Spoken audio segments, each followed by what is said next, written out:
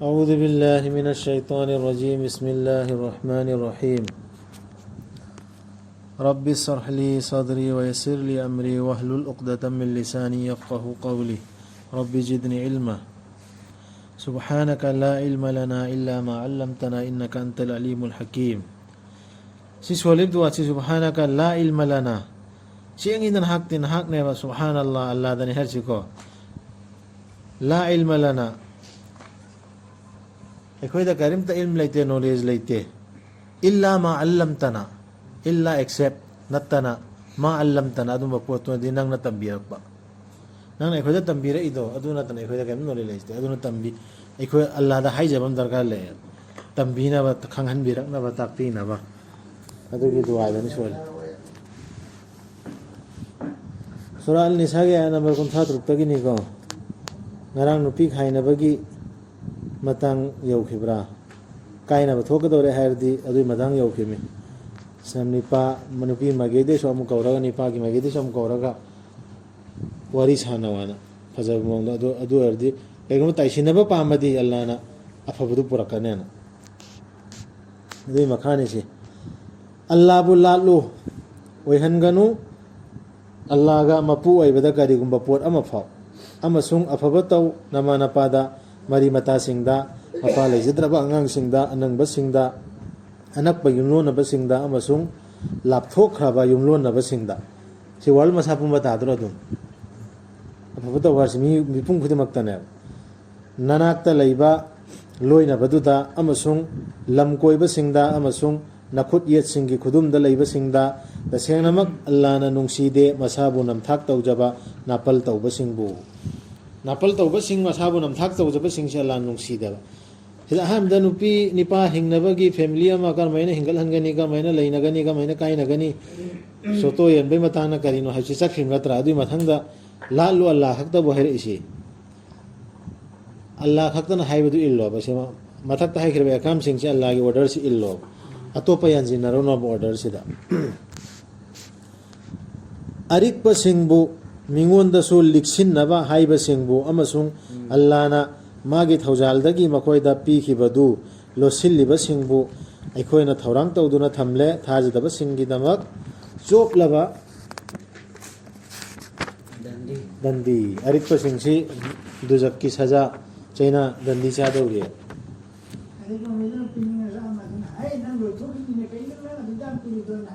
adumba thingba sing dusuni likpasi allah na yam pamde likpamisi likpasi potsu hiram khudimak de likpami duni achumba haibda likpa oil chumna tawda likpa adragi achumba lochinba adragi mal sangda su afabadu khapchila thama phatabdu bithokpa mi dusu likpan mi natro loina chupamisi amasung machak maral khars tawriba singbu mingonda uhannaba amasung thajadriba singbu allah amasung aroi benu mitpu macang barang khas tawdu mingonda unaba mina de ismasi tawhe haina ba tawba midu adusu allah khakta latpa mida chingdre allah khakta latpa mida chingi brodu allah na yana bai khas tawdaba mana faidai phajaba allah na tawu hairi potu tawdaba ta do amasung adu midu uhannaba amasung thajadriba singbu allah amasung aroi benu mitpu aroi benu mit kaya manu mit hisab tawni haisi thajadre aba adu midu aduga shaitan na magi loina ba marup oiriba midu phatkidrabani da madu loina ba marup ama oina shaitan na marup oiba haisi atopa ya da suban bani shaitan haiba inba shaitan de khoin ubu sunatte ida su yawe utung da su yawe usu ubante na haisu hai ai khoi marakta shaitan mem leim na to mi degi adu shaitan do ai loina da na leiradi shaitan na tro siga allah ge ayat ke against order to ri mi do shaitan ne ba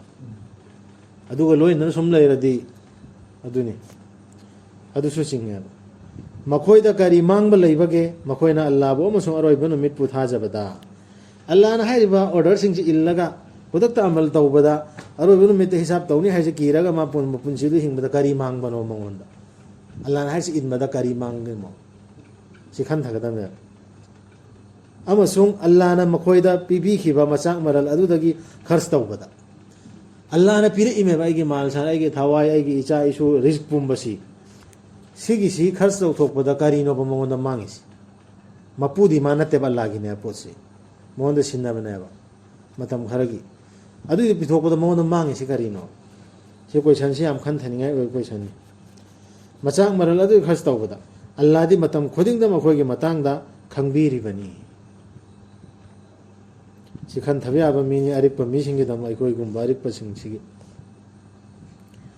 ta senamak allah na lan na tawbi de uful marik ama fawgi changda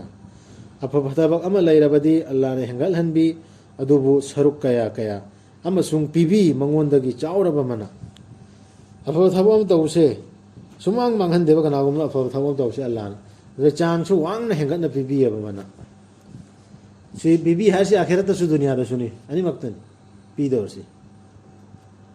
हेंगल हनगनी हायरिमिना लाइवादानिन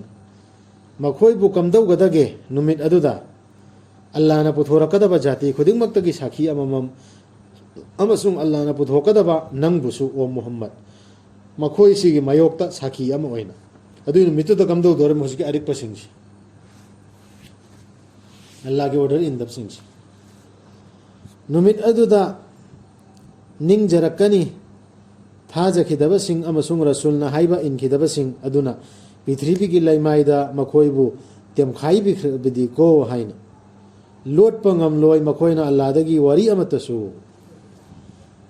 अल्लाहदगी हदीस अमहु Mohana लोटपा ngamaro si hadisa हाइबा वही सिजिनारि को कुरान सिदा si hadis ni hai si wari am लोटपा ngamaro हाइछि होजकी नुमितुदा कयामकी नुमितुदा थाजखिदबसिंग अल्लाहना हाइबा इनखिदबसिंग दो रसूलना high इनखिदब सिंगदो मखोयना खलकना इमई मै कोई पृथ्वी से तेम खाइदना मांगहन लमगा दियाना हाइदे कोई आखेरा से योर अंदर दिया खलकना अदो लोट पसुंग हमलोय मखोयदगी हदीस संभो मखोयना सिजिनरंबा हदीस सिंगदो वारी सिंगदो अम हो लोट पंगम मरोय निमितुदो ओ थाजब सिंग इमानुअला दा हेरे अमका जंगसिलुनु नमाज गिदमक नखोयना मयाई काना ngauringaiदा नखोयना खंगद्री फावबा नसाना nganglibadu natraga nasa manglingaiदा नमाज की मफमदु समदुना चटपा नत्तना इरुजद्री फाव अदुगा करिगुंबा नखोय नाराबा नत्रगा खोंचत अमद लैरबा नत्रगा नखोय कनागुंबा अमना अमांग संगदगी थोरकपा ओइरबा नत्रगा नखोयना नुपी सोकलोरबा हक्ति नरुरबा अदुगा इसिंग फंगद्रबदी तैमुम तौ असेंगबा लैबाकना अदुगा मधुना नानथोकु नमाइसिंग अमसुंग नखुतसिंग तसेनमक अल्लाहदी मतम खुदिंगदा ngakpi haibani kokpi haibani ओ थाजबसिंग चंगसिलुनु नमाज के दमक नखोयना मयाई काना ngauringaiदा नखोयना खंगद्री फाउ नसाना nganglibadu natraga nasa manglingaiदा मया काना जु थागा नत्र नसा का गुमा पालिंगैदा ngauringaiदा अदरसु नमाज दा चंगबा यात्रा अदरगी अमना नसा से ज्ञान ताद्रिंगैदा साउदन हत ज्ञान तादद लैरिंगै मथा सारिंगै अदरसु नमाज हत सोन मनो फजना नंग ngangiसी अल्लाह पुनिंग चंगे अल्लाह दने इना दुआ तौरिसी रोलिसी अल्लाह दा मांगदनी लेपिसेना पुनिंग चंगनने नमाज सोलो हाइरिस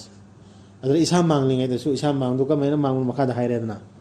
इरुजबा इसिंग फंगदरदि दैमुम तौसु हाइरे फजना ज्ञान ताना लगयान लौसिंग बुद्धि लौसिंग याउना इंगना तपना नमासी सोलो हाइबना तरसी है सी आया से हाइरिसी पुनिंग चंगना नमाज सोलो हाइबना नंगना उदब्रा लाइरिक्तुगी सरुक अमा पीख्रबा सिंगदुना अरानबा लैसिल्लिबदु अमसुंग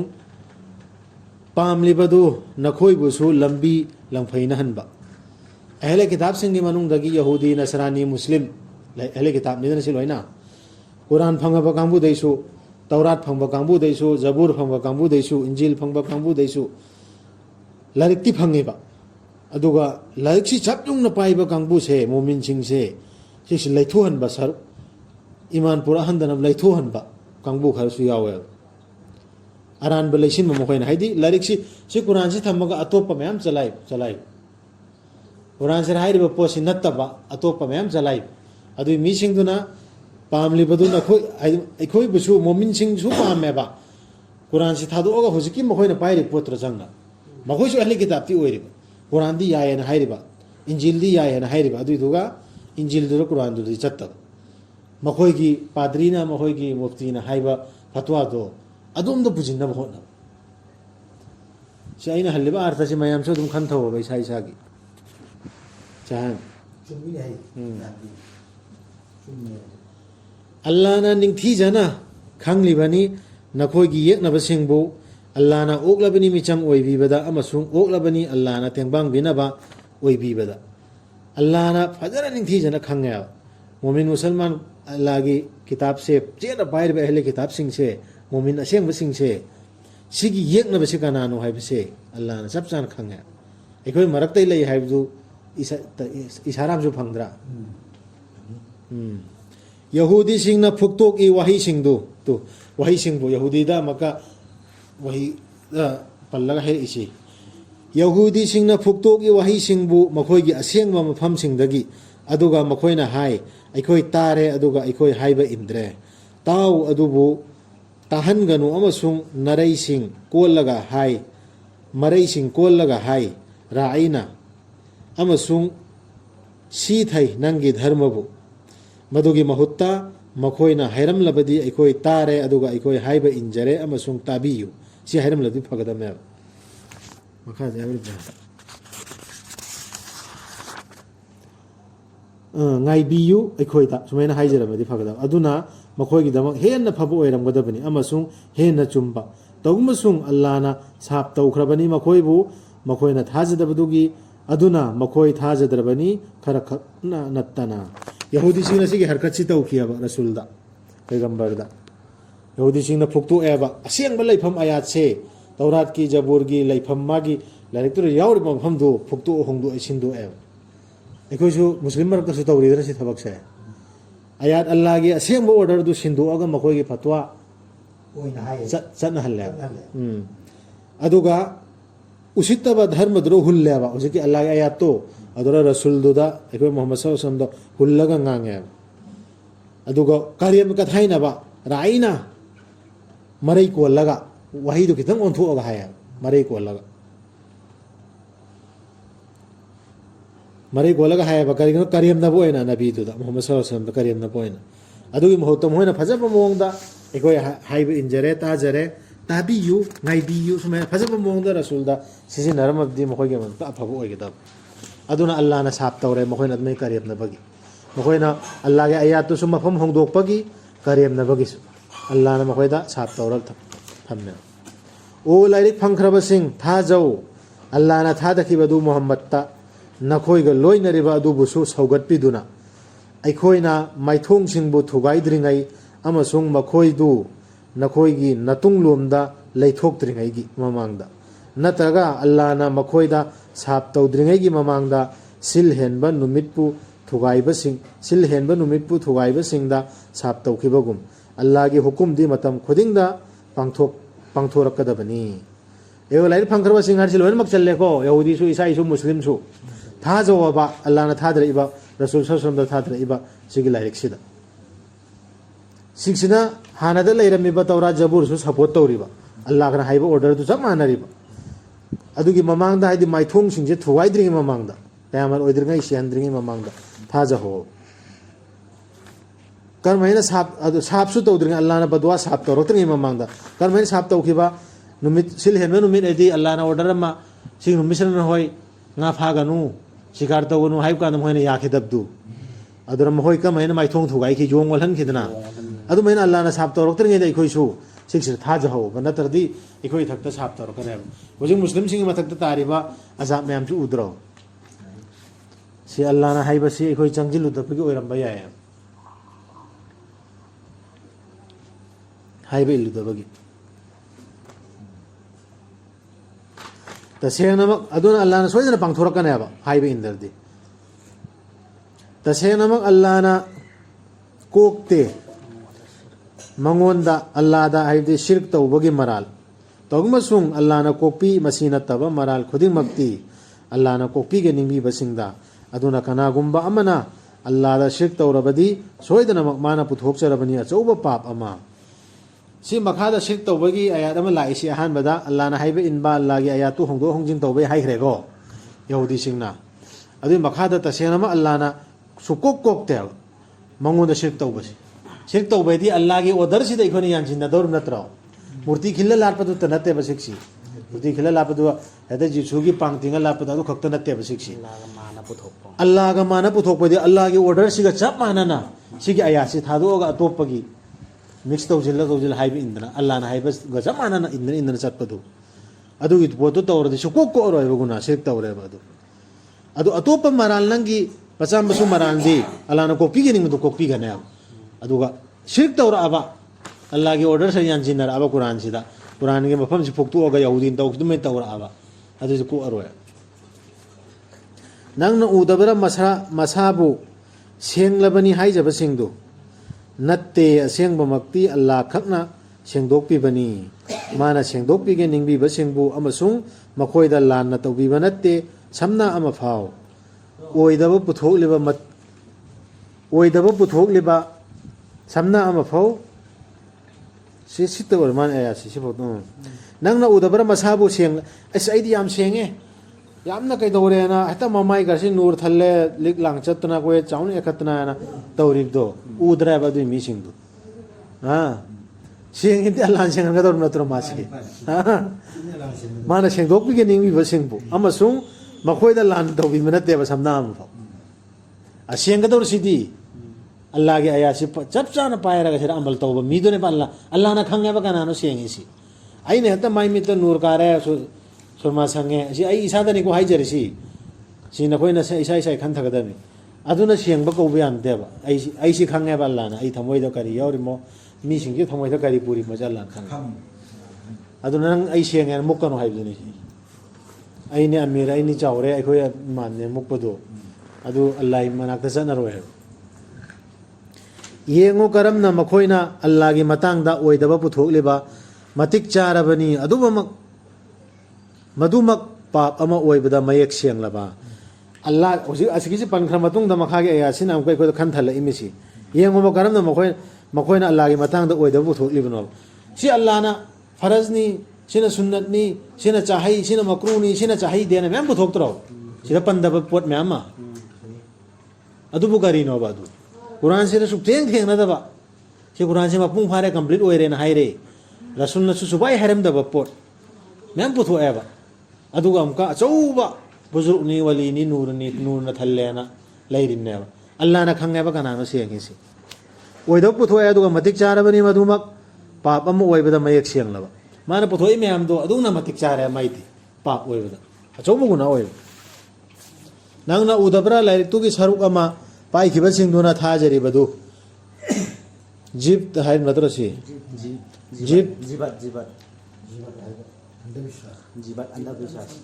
जीवत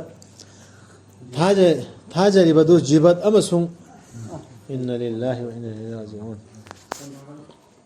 फोन हालम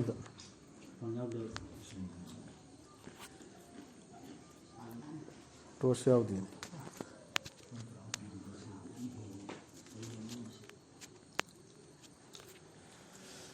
जीवत अमसुंग तागुत्ता अदुगा मखोइना हाइरिबदु थाजदबसिंगी मतंगदा मखोइसिना हेना चुमना चटली थाजबसिंगदगिदी धर्मगी लंबीगी ओइनदी आदि करीदसु अंधविश्वासदसु थाजरिबा कांगबुदुनने तागुत्तसु थाजरिबा कांगबुदुन हायेबा थाजदबसिंगसिनाबु हेना चुमना चटलीदा मोमिनने हारिबसिंग कुरान अल्लाह के आयत पाइरिबसिंग गइने मखोइना हाये हुजिके कांगबुसिना हुजिके अल्लाह के आयत के अगेंस्ट अतोप पुथोकपा कांगबुसिना हाये अंधविश्वास थाजरबा तागुत थाजरब कांगुसिना तागुत्ती अल्लाह नतब अतोप एनी पोर खुदमक से तागुत अल्लाह की ऑर्डर नतब अल्लाह की हाइजिन कांगबु पुंबस मूर्ति ओइरो मी ओइरो अम ओइरो सी फरजनी है सी सुन्नत है अल्लाह ना हाइरि मीने ना सुबाई हाइदब पोलमदा हाइरिब पुमनमक से तागुत ने अल्लाह नतब अल्लाह की ऑपोजिट अखो नुंगथिन हाइबसे अमा नुंगथिन से की ऑपोजिट अहिंग निदना अदुगी नेबसी अल्लाह की ऑर्डर की ऑपोजिट लेबा पुंबसी तागुत अदो थाज कांगु दु अदु मखोइना हाय मखोइना बु हेना फाखरे मखोइ दुनिया अल्लाह ना साफ तौखरबा सिंगदु अदुगा अल्लाह ना साफ तौखरबा मी अदुगी नंगना कैदोंगदसु फंगलरोय माबु तेंबांग बिनाबा कना अखो रसूल सल्लल्लाहु अलैहि हाइरिमी पाबा अखोइ दसु हाइरिमी अल्लाह ना सि मखोइ खुजिकी मीसिंग सिनेबा अल्लाह के अगेंस्ट आयात पुथोइबा मैम से सिक्सिनेबा अल्लाह ना साफ तौखरबा कांगबुसी अदरे अमना मखोइ से रसूल नसु ꯀꯅꯥꯒꯨꯝꯕ ꯃꯤ ꯑꯃ ꯐꯥꯎꯅ ꯃꯈꯣꯏꯁꯤ ꯀꯔꯤ ꯇꯦꯡꯕꯥꯡ ꯄꯤꯕ ꯌꯥꯔꯣꯏꯕ ꯑꯆꯨꯝꯕ ꯂꯝꯕꯤꯗ ꯄꯨꯔꯛꯄ ꯉꯝꯃꯔꯣꯏ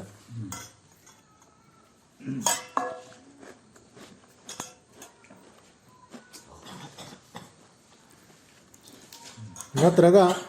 ꯃꯈꯣꯏꯒꯤ ꯁꯔꯨꯛ ꯌꯥꯎꯔꯤꯕ꯭ꯔꯥ ꯑꯜꯂꯥꯍꯒꯤ ꯂꯩꯄꯥꯛꯁꯤꯗ ꯁꯤꯗ ꯑꯃꯨꯛꯀ ꯈꯟꯊꯅꯉꯥꯏ ꯃꯊꯛꯀꯤ ꯑꯌꯥꯠꯁꯤꯡꯁꯦ ꯃꯔꯤ ꯂꯩꯅꯅ ꯈꯟꯊꯍꯧꯕꯁꯤ ꯅꯠꯇ꯭ꯔꯒ ꯃꯈꯣꯏꯒꯤ ꯁꯔꯨꯛ ꯌꯥꯎꯔꯤꯕ꯭ꯔꯥ ꯑꯜꯂꯥꯍꯒꯤ ꯂꯩꯄꯥꯛꯁꯤꯗ ꯑꯗꯨꯝꯅ ꯑꯣꯏꯔꯝꯂꯕꯁꯨ ꯃꯈꯣꯏꯅ ꯄꯤꯅꯤꯡꯂꯣꯏ ꯃꯤꯁꯤꯡꯗ ꯄꯁꯤꯡ ꯑꯃ ꯐꯥꯎ ꯄ꯭ꯔꯤꯊꯤꯕꯤ ꯖꯃꯤꯟ ꯑꯁꯃꯥꯟ ꯄꯨꯝꯕ ꯂꯩꯈ꯭ꯔꯤꯕ ꯄꯣꯠ ꯄꯨꯝꯕꯁꯦ ꯑꯜꯂꯥꯍꯒꯤ ꯅꯠꯇ꯭ꯔꯥ ꯁꯤꯁꯤꯗ ꯑꯜꯂꯥ ꯃꯈꯣꯏ ꯁꯔꯨꯛ ꯌꯥꯎꯔꯤꯕ꯭ꯔꯥ ꯑꯜꯂꯥꯍꯅ ꯍꯪꯉꯦ ꯁꯔꯨꯛ ꯌꯥꯎꯔꯝꯕꯁꯨ ꯃꯈꯣꯏꯅꯅꯦ ꯄꯁꯤꯡ ꯑꯃꯐꯥꯎ ꯃꯤꯉꯣꯟꯗ ꯄꯤꯅꯤꯡꯉꯣꯏ ꯍꯧꯖꯤꯛꯀꯤ ꯂꯤꯗꯔꯁꯤꯡꯁꯤ ꯑꯗꯨꯒꯤ ꯃꯤꯗꯨꯒꯤ ꯀꯔꯤꯒꯤꯅꯣꯕ ꯅꯈꯣꯏꯅ ꯍꯥꯏꯕ ꯏꯟꯒꯗꯧꯔꯤꯁꯤ ꯑꯜꯂꯥꯍꯒꯤ ꯑꯌꯥꯠ ꯊꯥꯗꯣꯛꯑꯒ ꯅꯠꯇ꯭ꯔꯒ ꯃꯈꯣꯏꯅ ꯀꯜꯂꯛꯂꯤꯕ꯭ꯔꯥ ꯃꯤꯁꯤꯡꯕꯨ ꯑꯜꯂꯥꯍꯅ ꯃꯈꯣꯏꯗ ꯄꯤꯈꯤꯕꯗꯨꯒꯤ ꯃꯥꯒꯤ ꯊꯧꯖꯥꯜꯗꯒꯤ ꯑꯗꯨ ꯑꯣꯏꯔꯕꯗꯤ ꯑꯩꯈꯣꯏꯅ ꯍꯥꯟꯅꯅ ꯄꯤꯈ꯭ꯔꯕꯅꯤ ꯏꯕ꯭ꯔꯥꯍꯤꯝꯒꯤ ꯃꯆꯥ ꯃꯁꯨꯁꯤꯡꯗ ꯂꯥꯏꯔꯤꯛ ꯑꯃꯁꯨꯡ ꯃꯍꯩ ꯃꯁꯤꯡ ꯑꯩꯈꯣꯏꯅ ꯄꯤꯈ꯭ꯔꯕꯅꯤ ꯃꯈꯣꯏꯗ ꯆꯥꯎꯔꯕ ꯂꯩꯄꯥꯛ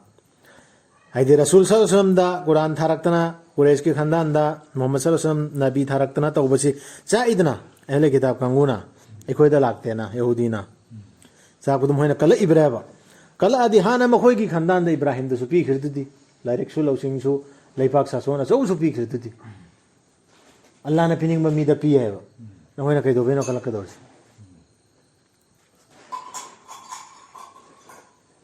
ꯑꯩꯈꯣꯏꯗꯁꯨ ꯑꯆꯧ ꯑꯆꯧꯕ ꯕꯨꯖꯨꯔꯛ ꯃꯌꯥꯝ ꯍꯧꯈ꯭ꯔꯦ ꯅꯈꯣꯏꯅ ꯍꯧꯖꯤꯛ ꯍꯦꯛꯇ ꯁꯤꯒꯤ ꯑꯥꯔꯊꯁꯤ ꯍꯥꯏꯕꯁꯤ ꯀꯜꯂꯛꯇꯅ ꯍꯥꯏꯅꯗ꯭ꯔꯥꯅꯦ ꯋꯥꯍꯩ ꯑꯜꯂꯥꯍꯅ ꯄꯤꯅꯤꯡꯕ ꯃꯤꯗ ꯄꯤꯌꯦꯕ ꯃꯥꯒꯤ ꯑꯌꯥꯠꯁꯤ ꯒ꯭ꯌꯥꯟ ꯇꯥꯍꯜꯂꯤ ꯇꯥꯛꯄꯤ ꯇꯝꯕꯤꯌꯦꯕ ꯂꯥꯏꯔꯕ ꯑꯣꯏꯒꯦꯔꯥ ꯃꯄꯤ ꯆꯠꯇꯕ ꯑꯣꯏꯒꯦꯔꯥ ꯑꯗꯨꯅ ꯀꯔꯤꯒꯤꯅꯣꯕ ꯑꯩꯈꯣꯏꯅ ꯀꯜꯂꯛꯀꯗꯧꯔꯤꯁꯤ ꯖꯍꯥꯟ ꯃꯥꯁꯤ ꯁꯨꯃꯥꯏꯅ ꯍꯥꯎꯗꯤ ꯑꯣꯜꯂꯛꯄꯅꯤ ꯃꯩꯇꯩꯗꯤ ꯑꯣꯜꯂꯛꯄꯅꯤ ꯃꯥꯗꯤ ꯏꯪꯂꯤꯁꯇ ꯇꯝꯃꯨꯝꯅꯤꯅ ꯀꯜꯂꯛꯀꯗꯧꯔꯤꯁꯤ ꯀꯔꯤꯒꯤꯅꯣꯕ ꯂꯧꯁꯤꯡ ꯐꯪꯉꯤ ꯃꯤꯗꯨꯔ ꯃꯥꯗꯤ ꯇꯥꯏ ꯄꯨꯜꯂꯤ ꯀꯣꯠ ꯂꯤꯠꯂꯤꯅ ꯀꯜꯂꯛꯀꯗꯧꯔꯤꯁꯤ ꯀꯔꯤꯒꯤꯅꯣ ꯑꯗꯣ ꯑꯜꯂꯥꯍꯒꯤ ꯋꯥꯍꯩ ꯑꯃ ꯃꯥꯅ ꯃꯤꯗꯨꯅ ꯍꯥꯏꯔꯛꯑꯗꯤ ꯑꯩꯈꯣꯏ ꯃꯇꯦꯡ ꯄꯥꯡꯒꯗꯕ ꯅꯠꯇ꯭ꯔꯣ ꯑꯁꯤ ꯆꯨꯝꯃꯤ ꯃꯥꯅ ꯍꯥꯏꯔꯤꯁꯤ ꯑꯜꯂꯥꯍꯒꯤ ꯑꯌꯥꯠꯅꯤ ꯃꯥꯅ ꯍꯥꯏꯔꯤꯁꯦꯅ ꯃꯇꯦꯡ ꯄꯥꯡꯒꯗꯕꯅꯦꯕ ꯁꯞꯄꯣꯔꯠ ꯇꯧꯒꯗꯕꯅꯦꯕ ꯑꯗꯨꯒꯤꯗꯨ ꯁꯤ ꯈꯟꯊꯕ ꯌꯥꯏ ꯃꯈꯣꯏꯒꯤ ꯃꯔꯛꯇꯒꯤ ꯈꯔꯅ ꯃꯉꯣꯟꯗ ꯃꯨꯍꯝꯃꯗꯇ ꯊꯥꯖꯩ ꯑꯗꯨꯒ ꯃꯈꯣꯏꯒꯤ ꯃꯔꯛꯇꯒꯤ ꯈꯔꯅ ꯃꯤꯕꯨ ꯊꯠꯂꯤ ꯃꯉꯣꯟꯗꯒꯤ ꯃꯇꯤꯛ ꯆꯥꯔꯕꯅꯤ ꯖꯍꯟꯅꯝꯅ ꯃꯈꯣꯏꯒꯤꯗꯃꯛ ꯄ꯭ꯔꯣꯛ ꯄ꯭ꯔꯣꯛ ꯆꯥꯛꯊꯦꯛꯅꯕ ꯑꯣꯏꯅ ꯍꯧꯖꯤꯛꯀꯤ ꯃꯤꯁꯤꯡꯗꯨ ꯔꯁꯨꯜꯗ ꯀꯜꯂꯛꯄꯗꯨ ꯔꯁꯨꯜ ꯃꯨꯍꯝꯃꯗ ꯁꯜꯂꯜꯂꯥꯍꯨ ꯑꯂꯩꯍꯤ ꯋꯁꯜꯂꯝꯁꯤ ꯀꯨꯔꯩꯁꯇ ꯊꯥꯔꯛꯏ ꯃꯉꯣꯟꯗ ꯂꯥꯏꯔꯤꯛ ꯁꯤꯟꯅꯔꯛꯑꯦ ꯀꯜꯂꯛꯄ ꯀꯥꯡꯕꯨꯗꯨ ꯑꯗꯨꯅ ꯑꯩꯈꯣꯏꯗꯁꯨ ꯁꯤ ꯄꯥꯜꯂꯅꯤ ꯀꯨꯔꯥꯟ ꯄꯤꯕꯗ ꯀꯜꯂꯛꯇ꯭ꯔꯣ ꯏꯃꯩ ꯃꯨꯐꯇꯤꯅ ꯃꯧꯂꯕꯤꯅ ꯍꯥꯏꯗꯕ ꯅꯈꯣꯏꯅ ꯍꯦꯛꯇ ꯑꯌꯥꯠ ꯍꯥꯏꯔꯛꯑꯦꯅ ꯀꯜꯂꯛꯏꯗꯨ ꯑꯗꯨꯏ ꯃꯤꯁꯤꯡꯗꯨ ꯁꯤ ꯈꯪꯒꯗꯕꯅꯤ ꯁꯤ ꯑꯌꯥꯠꯁꯤ ꯀꯤꯒꯗꯕꯅꯦꯕ